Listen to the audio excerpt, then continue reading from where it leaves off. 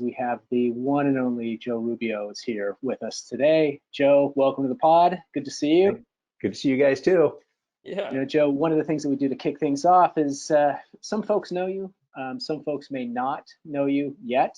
But if you don't mind giving a little introduction of kind of who Joe Rubio is.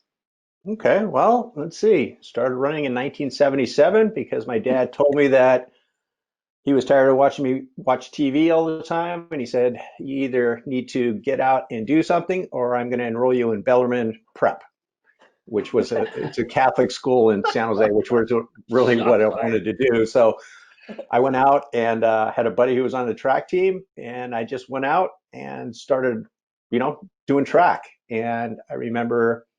Um, One day it was raining and I decided that you don't run when it rains. And I went out and did my skateboard at the high school and I could see my buddy doing intervals on the track by himself. And I go, oh, that sucks, right? That's really Oh, bad.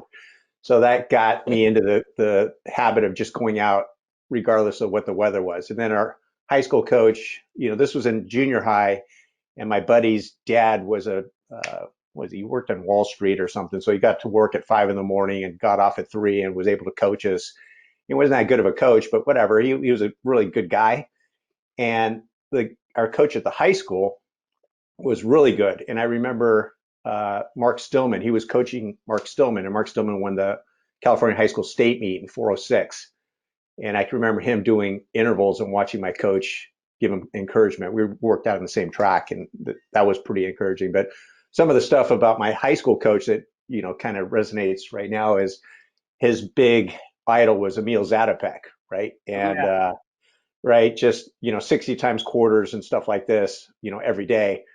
But one of the things I remember about my coach was we used to ride bikes on the weekend, and I rode to Santa Cruz and back from San Jose, which it was about a Oh, 60-mile ride. And I said, Coach, he said, how much did you run on Sunday? And I said, well, we rode our bikes about 60 miles. How much does that count for running? He says, you didn't run. It counts for zero. yeah. Right? It's that sort of thing, right? So, what was your but yeah, coach's name? Was this at Orban Willow Glen? Jones, Orban Okay. Jones, yeah, Willow Glen. So I ended up setting the school record in the 5,000 and the 2 mile. The 5,000 was rarely run then. I ran 14:52, had the Hmm. third fastest time in the United States. Ran 9:06 in the 2 mile. And then I couldn't figure out what I wanted to do for college. So of course I went to community college. I went to West Valley and ended up setting the school record there. And then got a scholarship offer at UC Irvine. Went to UC Irvine, and it really wasn't my gig. But the cool thing is in 1984, this was before the LA Olympics. You had like Edwin Moses and Dwight Stones and Ruth Mm. Wysocki, and we would go out on Wednesday nights with Daley Thompson for all you could eat Right. at Shakey's, the greasy stuff. And Daley Thompson set the world record and got the gold medal in the decathlon, right? It was just crazy the amount of people that you just hung out with. And Edwin Moses would come out. They have it at Irvine. They have a half-mile grass loop, and he'd take these shitty hurdles and put them out there, and he'd do 800-meter repeats barefoot over these things and put like 8 of them out there on this grass field. So it was really cool, right? But the scene at the school really wasn't my deal. But I ended up meeting one of my best friends. I consider him my older brother, Armando Siqueiros, Hmm. and he ended up moving to San Mondo. Luis. Yeah, Armando. He coached Jordan Hussein in high school, and we still hang out, go for a beer. Me and him, Conover went out last weekend and had some beers and stuff like that. But anyways, I transferred to Cal Poly, which was a good scene for me. I got recruited to Cal Poly out of high school, and me and Mike McCullum came here. Mike McCullum ended up being one of the founders of Power Bar with Brian Maxwell. And anyway, so Mike and I came here on a recruiting trip, and we actually never ended up doing anything on campus. We just ended up on Bouchon Street with Pete Sweeney and a couple old Aggie guys, and we played basketball and drank beer in high school. And that was, we actually did go to one track practice. And I mean, this is a time when Cal Poly was the shit for California distance running. And we went up to Andy DeConnie, who the year before won the high school state meet at the 2 mile. But he had the fastest time in the mile. Larry Gannett won the mile. And McCullum, who's kind of a smartass, asked McCullum, he says, why didn't you run the mile? He says, I won the 2 mile, didn't I? Right? I Yeah. won the state meet, Was right? that enough? There's that kind of thing. There's all kinds of guys there. Jay Martin went there. He won Foot Locker that year. and stuff like that. But anyways, I ended up at Cal Poly, ended up being a All-American here, and then graduated and didn't know what to do. So out on a run, I asked a buddy of mine, Phil Bell, and I said, "Hey, do you know any work? Like this is in the middle of a run." He says, "Yeah, come in." So I started working in a warehouse. But at the same time, I moved in with Mark Conover and Pete Sweeney, the guy I came to lived with at the recruiting trip. So us three were roommates, and turns out I'm running with Conover, and the guy wins the Olympic trials, right? Which is kind of cool. Your In the roommate, your marathon. training partner. Yeah, I won the Olympic trials in '88, and then the guy goes to Seoul, Korea, and he has a dog named Harriet, and Mark just bought a gigantic bag of dog food, left it on the front porch, and opened it up. He's going to be gone for a month. He doesn't ask me or Pete to feed the dog. That's his solution to, right, Yeah, feeding the dog Harriet. will feed itself. Right. My mom, dad visited, go, what the hell is this? I mean, yeah, so we took over taking care of Harriet. But anyways, Huh. so, I've never heard that one. so, but yeah, living with Conover and training with him and Ivan Huff and Brent Griffiths and a bunch of other guys, pretty fun. Qualified for the Olympic trials and uh, actually in '88 when Conover, right before he won the Olympic trials in '88, '87, CIM, we ran that, and it was 60-mile-an-hour headwinds, and he ran 218 and I ran 222. And I mean, the guy who won, his singlet was literally ripped off his body because of the wind. Wow. So if it wasn't that windy, I probably would have qualified that year. But I ended up qualifying in '92 and '96. '92, I don't know what the hell I was thinking. I wasn't training hard enough, and I got, I think, second to last. Really a humbling. I qualified with a 218 around 237. Oof. That's not that fun.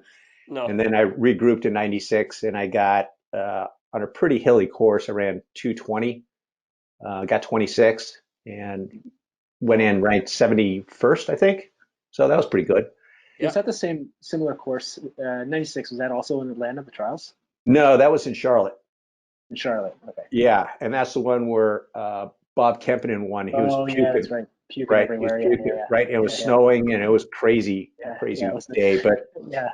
What's cool is that we're getting closer to Josh's era. So we've almost got an overlap now at almost, 96 and Josh. Yeah, at It's at called this point, old.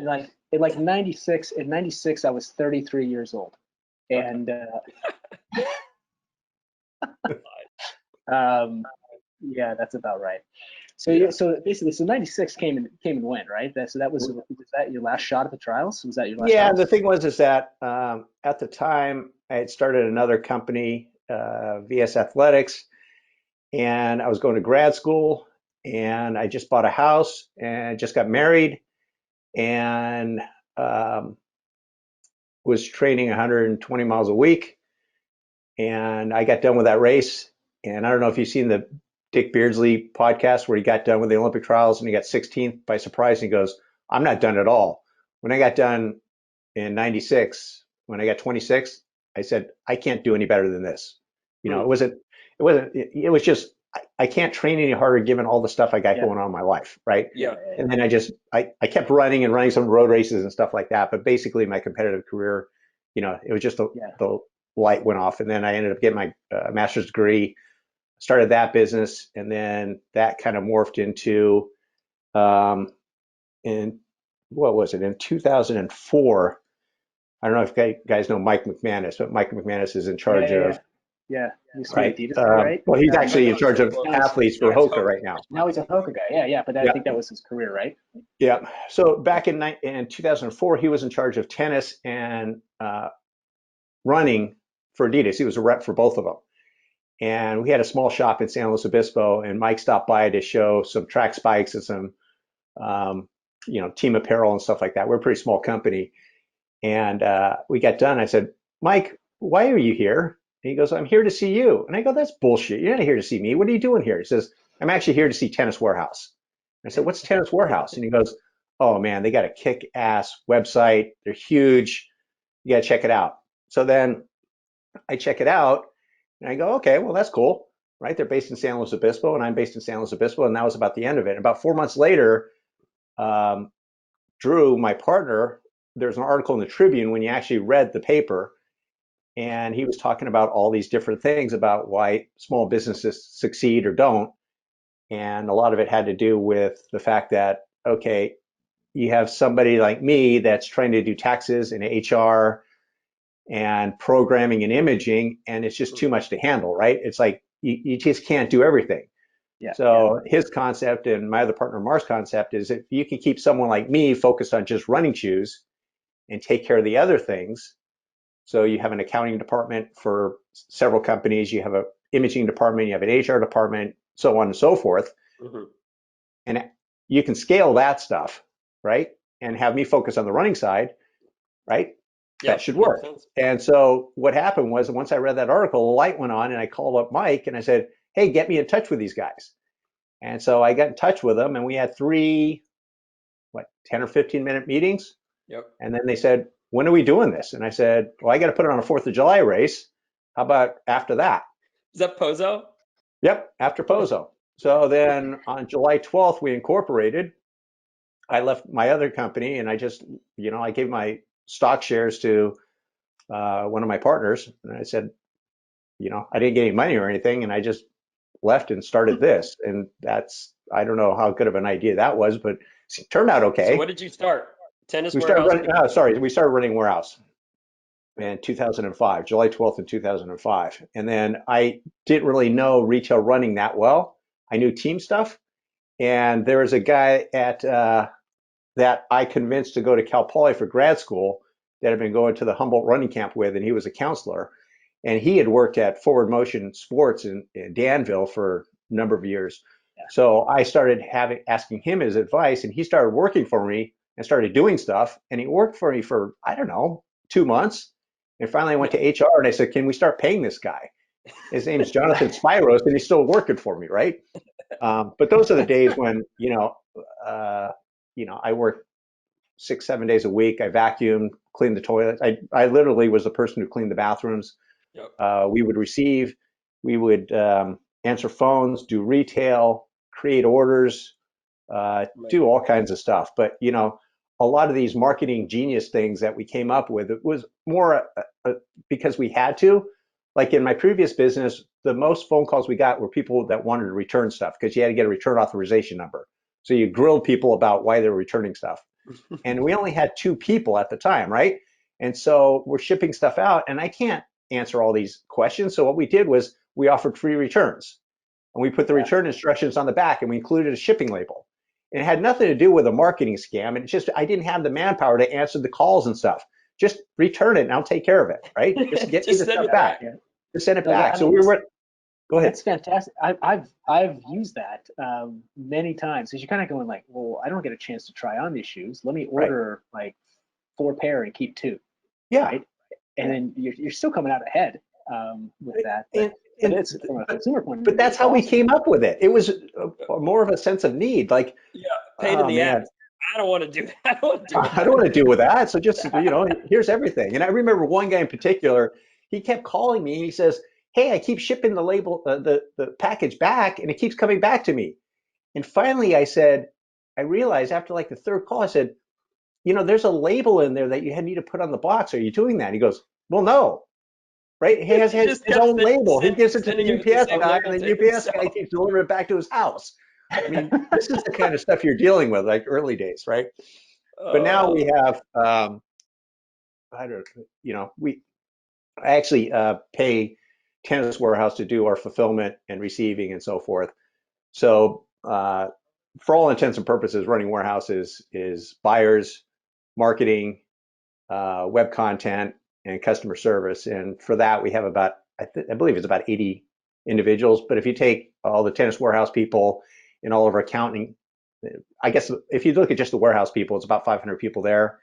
And then if you look at all our other, we call D5, so there's programmers and everything like that, I believe that's about 150 people there, imaging and all that kind of stuff. So total employees, total team, how big was it? Yeah, I don't know. We have a lot of people. And then we also have a distribution center in Atlanta that we opened up about 2 years ago. So we have a couple hundred people there too. So are you still cleaning the toilets or?